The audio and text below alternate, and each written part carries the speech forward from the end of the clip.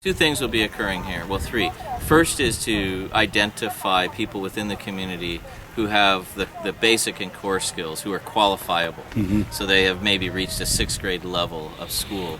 So we can work with them, and those that we think would be more successful to go the academic route, we'll assess, and then we'll move them into our school program.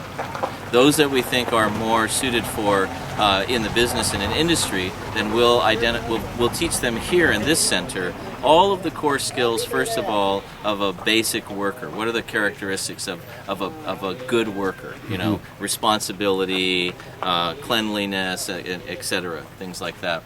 Then once they go through that phase, we teach them some of their basic skills. We identify, can they read and write English? Can they read and write Spanish? Can they speak English? So we'll teach them that. Do they know how to use computers? If not, we teach them basic computer skills. Then from there, we begin to go into segments of the hospitality, hotel, and restaurant industry, which can include labor. For example, can be mechanics and refrigeration, can be front desk, can be management, can be services, can be tour guide, can be conservation, ecotourism. We'll have computer modules as well as teachers who will come in different days of the week and teach them each of the different modules. Once they pass the basic skills courses, then they begin the on-the-job training program, which is really formal entry into what we're calling the Academy of Conservation and Ecotourism.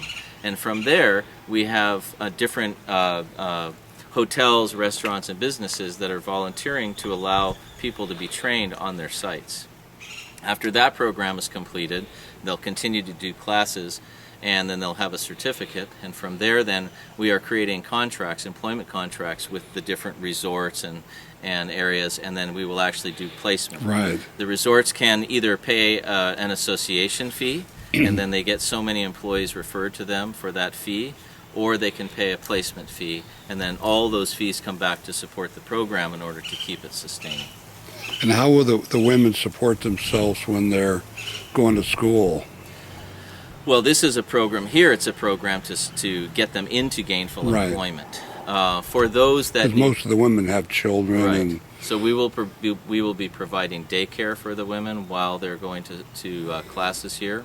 We have 2 microenterprise programs that we're developing as well, where people can actually be earning money. One is in the cultural, in particular in Punto Gorda, the cultural shows. So they'll be working towards learning how to take their dance, their music, their crafts, and their food, and with professional, we're bringing professionals in shows from the United States to actually teach and choreograph how to do the presentation.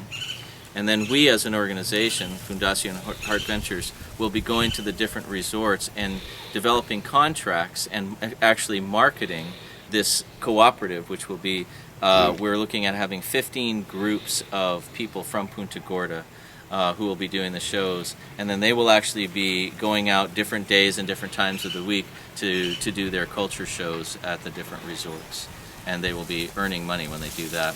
The other program we're developing is a garment factory, and we're working on contracts for specific goods like t-shirts, handbags, and then locally souvenirs. Well, he's building this vocation. It's pretty cool what he's doing, so don't tell him I like him, don't tell him I do, but you know, no, please don't. Well, he's helping build it too. Don't listen to him. No, I'm just along. And he's going to help too. I'm just along for the ride. Okay, then. Boom.